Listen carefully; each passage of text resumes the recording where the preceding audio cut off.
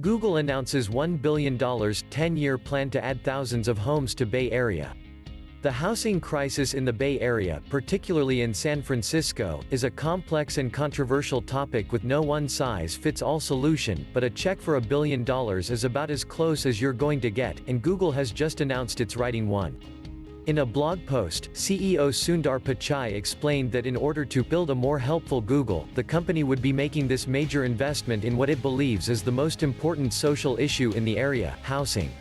San Francisco is famously among the most expensive places in the world to live now, and many residents of the city, or perhaps I should say former residents, have expressed a deep and bitter hatred for the tech industry they believe converted the area to a playground for the rich while leaving the poor and disadvantaged to fend for themselves.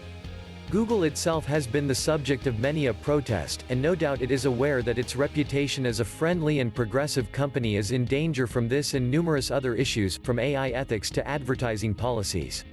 To remedy this, and perhaps even partly as an act of conscience, Google has embarked on a billion-dollar charm offensive that will add thousands of new homes to the Bay Area over the next 10 years. $750 million of that comes in the form of repurposing its own commercial real estate for residential purposes.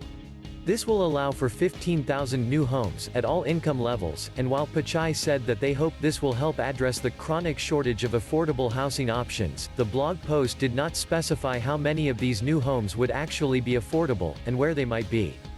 Another $250 million will be invested in a fund that will provide incentives to enable developers to build at least 5,000 affordable housing units across the market. Again, it's hard to imagine this will have a bad effect, but the specifics will matter here. It's unclear what the incentives are and what developers are willing to take this on.